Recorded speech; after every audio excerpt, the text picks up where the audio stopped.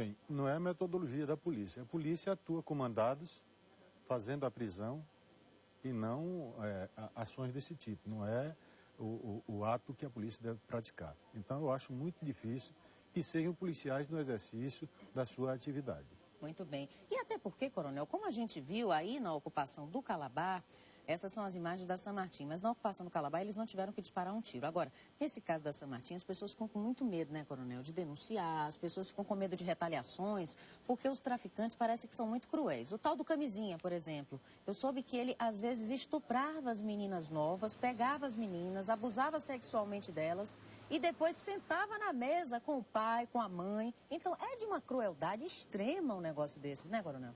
É verdade. E o temor até é compreensível que as pessoas, convivendo com uma situação psicológica dessa pressão, se resguardem e temam fazer qualquer tipo de denúncia.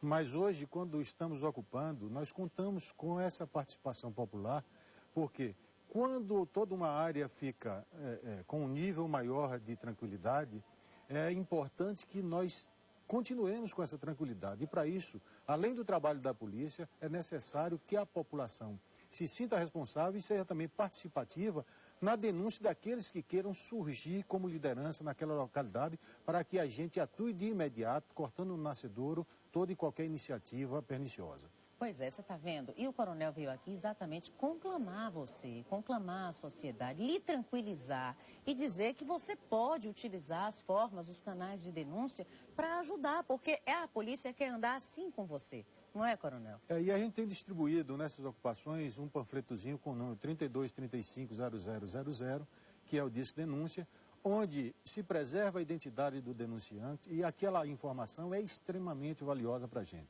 Então, convocamos, conclamamos toda a população para que participe, para que se sinta responsável também na manutenção dessa paz de sua localidade. Muito bem. Mais uma coisa, coronel, em relação às fronteiras, a entrada dessas drogas todas, vocês também estão monitorando essa parte? Bem, aí nós temos dois aspectos. Uma fronteira que é a fronteira do país, com entrada de drogas que nós estamos acompanhando sempre aí com grandes apreensões, mas a gente sabe que além dessas apreensões entra uma grande parte, porque é uma fronteira chamada fronteira seca, é difícil se cobrir toda a fronteira extensa que o Brasil tem.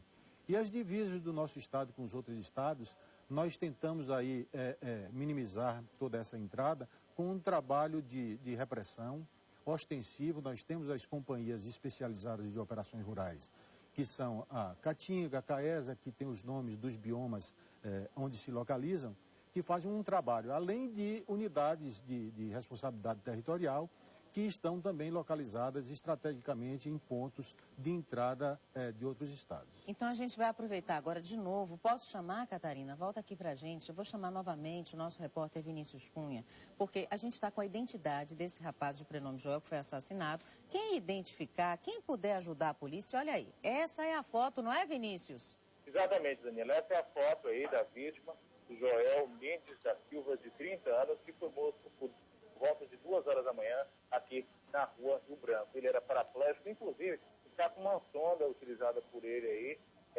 e foi morto mesmo assim. Eu vou tentar conversar aqui com a doutora Ana Francisca, que é a delegada que está responsável aqui por esse caso, está fazendo a perícia. Bom dia, doutora. Falamos ao vivo aqui no programa Bahia do Ar. Quais são as primeiras informações que a senhora tem desse caso? A vítima tinha passagem pela polícia, era esposa. E a gente até agora não sabe ao certo os autores. Quais são os crimes que ele já tem registrado, doutora? Até o momento, ele foi flagrantado de particularidade de arma. Tá bom. E também diversas situações em que ele trocou com a polícia militar. Pois é, essa aí é a imagem do homem que teria sido executado. Parece que foi uma execução pelas características do crime. E como o coronel Zeliomar está aqui, eu vou aproveitar o ensejo. É aquele negócio, quem assiste, quem vê, quem sabe, quem pode dizer alguma coisa, como a gente falava do tráfico da fronteira, pode dar informação para a polícia, porque aí vocês trabalham com muito mais agilidade, não é, coronel? Naturalmente, o processo investigativo, ele depende muito de informação.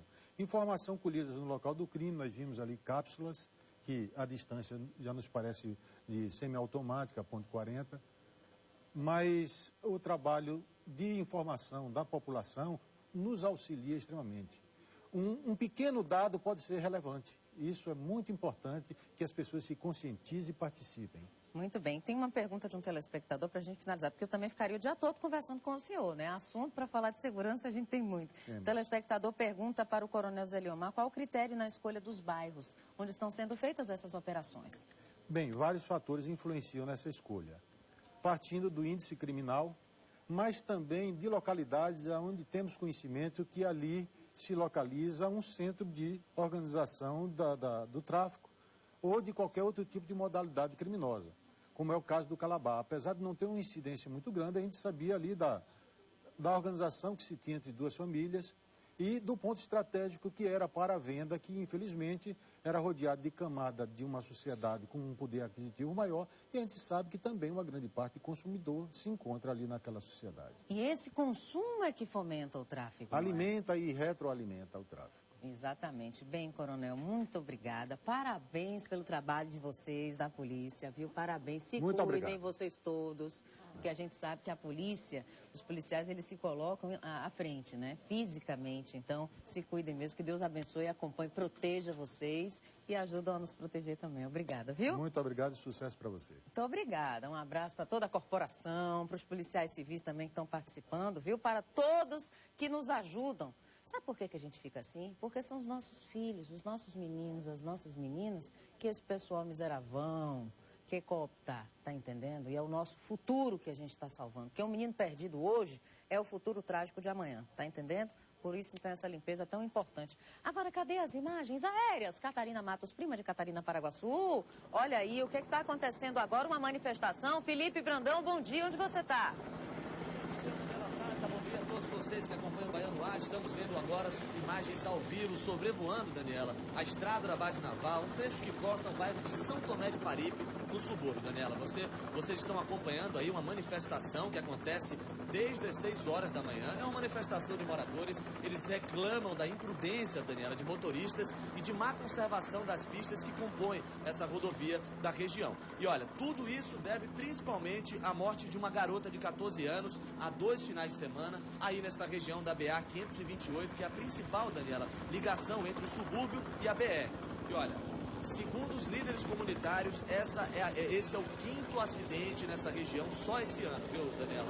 A Polícia Rodoviária já está no local, rodoviária estadual já está no local, já estão tentando conversar com os manifestantes para poder liberar a pista, mas por enquanto não tem conversa. Os manifestantes fecharam os 2 sentidos da pista, tanto para quem vai para o centro da cidade, quanto também para quem vai para o porto. E lembrando que são muitas carretas, Daniela, que fazem distribuição, muitas carretas que carregam produtos como grãos, soja, esses produtos que são levados diariamente para o porto de Aratu, que fica nessa região. Então, todo esse processo também está sendo atrapalhado por conta dessa manifestação, mas é uma manifestação justa, já que uma menina de 14 anos morreu há 2 finais de semana, e não só ela, essa é a 5ª vítima só nessa região, que segundo os moradores é bastante perigosa e merece sim um pouco mais de atenção, né, dos nossos governantes, Daniela. O que eu acho interessante, Felipe Brandão mostrando ao vivo uma manifestação na estrada da base naval, na BA 528, são 8h23, não, 8h13, 8h03, Catarina, você está com o seu relógio errado, 8 horas 3 minutos. Então essa manifestação acontece na estrada da base naval, BA 528. O pior é a pessoa ter que chegar a esse ponto, você entende? Tem que chegar a esse ponto de se manifestar, de ter que interromper o direito de ir e vir das pessoas previsto na Constituição para pedir o que lhe é um direito. Tá vendo que a moça morreu atropelada? Tá vendo que está acontecendo o acidente? Dá um jeito. Coloca um guardrail, coloca um quebra-molas, coloca um... Enfim, os especialistas em trânsito é que tem que pensar nisso. Por que isso não é feito antes, não é, Felipe? A gente tem que chegar a esse ponto de ter que mostrar a interrupção do escoamento da produção e das pessoas que precisam circular, não é verdade, Brandão? Exatamente, Daniela. E olha, a gente está tentando, tem já um trator que está atrás do meu cinegrafista Robson tentar mostrar isso. O trator já está sendo encaminhado justamente para poder retirar todos esses entulhos, Daniela. Os manifestantes se encontram, né, nesta rodovia desde as 6 horas da manhã fazendo essa manifestação. É a 5ª morte, é o 5º acidente só nessa região esse ano. Então, os manifestantes já estão aí desde cedo, Daniela. A gente já vê movimentação também da polícia rodoviária, estadual, federal. Todo mundo já está aí para tentar liberar o trânsito, que por enquanto segue engarrafado nos dois sentidos. E como eu bem mesmo falei, são muitas carretas que fazem distribuições de alimentos, de produtos como grãos, soja, esses produtos que são levados, né, para o porto de Aratu, que fica nessa região. E com isso, essa distribuição dos produtos está sendo prejudicada. E o trânsito, a gente já dá para ver ali muitos motoristas já do lado de fora, os caminhoneiros também, andando por essa região. E olha, não passa nada por enquanto, viu, Daniela? Então, estrada da base naval interditada por causa da manifestação dos moradores, por causa da morte. 5 mortes aí nessa região. Eles querem segurança no tráfego de veículos, segurança para transitar. Os especialistas em trânsito que devem pensar na maneira, né? No tráfego das estradas, das rodovias, o que é que pode ser feito para resolver essa situação e para que as pessoas não cheguem a esse ponto, né? 5 mortes precisam acontecer? Precisa interromper a via para fazer o que tem que ser feito? É daí que a gente entra. Obrigada, viu? Felipe Brandão com as imagens do nosso helicóptero ao vivo para você. Agora, como eu dizia, o Supremo Tribunal Federal suspendeu a sessão de ontem em razão da morte do ex-vice-presidente José de Alencar. A Câmara dos Deputados também suspendeu até a próxima terça-feira, dia 5, as votações em plenário em homenagem ao ex-vice-presidente. O Planalto confirmou a chegada do corpo do ex-presidente José Alencar a Brasília hoje, por volta de 9h15. O corpo saiu de São Paulo, como você vê nas imagens da sua Rede Record, em um voo da Força Aérea Brasileira. Ainda na base foi feita uma cerimônia com honras fúnebres, com a presença do presidente em exercício, Michel Temer, presidente do Senado, José Sarney, da Câmara, viu, Marco, do Supremo Tribunal Federal, César Peluso. O cortejo fúnebre vai passar pela cidade em um carro de bombeiros até o Palácio do Planalto, lá em Brasília. Por volta de 10h30 da manhã está programado o início do velório reservado para autoridades. É uma perda grande para o Brasil e para o mundo. Olha aí, essa hora que o avião decola, são 7h46. Você está assistindo às 7h46, ele decolou. Você está assistindo as imagens no Bahia no Ar do transporte do corpo de José de Alencar de São Paulo para Brasília. Então, como eu dizia, outro velório será aberto ao público. Ainda não há confirmação do horário em que o corpo de José de Alencar chegará a Belo Horizonte, onde também será velado. Também não se sabe ainda se ele será cremado ou se ele será enterrado. O que a gente sabe mesmo é que José de Alencar teve uma infância pobre. Ele começou a trabalhar aos 7 anos com o pai, sabe? Numa loja que o pai tinha. Se tornou um dos maiores empresários do Brasil, dono de um império, sabe? Uma das maiores empresas brasileiras pertence a José Alencar, sabe? Então foi um homem que aos 15 anos resolveu trabalhar em uma fábrica de tecidos, saiu do trabalho com o pai e aí ele foi se desenvolvendo. Pra gente ver, não é? O que é uma alma evoluída, o que é essa criatura, eu digo o que é, porque o exemplo que ele deixa é eterno. O corpo pode ter ido, o sofrimento foi muito grande, com certeza ele vai abraçado nas mãos de Deus, não tenho dúvida nenhuma disso, e o exemplo que ele deixa é o melhor possível. Portanto, ele é na cabeça, no coração da gente, sabe? E no exemplo. Que sirva de exemplo para tanta gente que bota dificuldade. Tudo reclama, né? Nunca vi reclamar. Sofrendo com aquelas dores terríveis, tumores e sempre sorridente. Sempre com uma palavra, sabe? No Fala Brasil, logo depois do Bahia Nova, você vai saber de tudo. E logo depois desse intervalo brevíssimo que você vai assistir agora, tem a matéria que eu fiz sobre como envelhecer com saúde. Boa alimentação, atividade física, coisas simples, sabe? Para prevenir problemas futuros. Já, em instantes, essa série de reportagens que eu fiz esse fim de semana. E antes, as imagens da nossa externa. Cadê, Catarina? Para a gente saber como está o trânsito. Avenida Garibaldi, às 8h08. Trânsito mais congestionado no sentido centro da cidade. E fluindo intenso, mas sem retenções no sentido Iguatemi, sentido Vasco da Gama. Imagens ao vivo, 8h08. Imagens da Torre da TV Itapuã. E agora as imagens do Dique do Tororó. Tempo bom. Céu aberto, céu azul, tudo ok aqui em Salvador, sem chuva nesse momento. Daqui a pouco a gente volta. Você está no maior jornal da Bahia, o Bahia no Ar. Eu fico com você até às 8h40, então não saia daí que a gente volta já.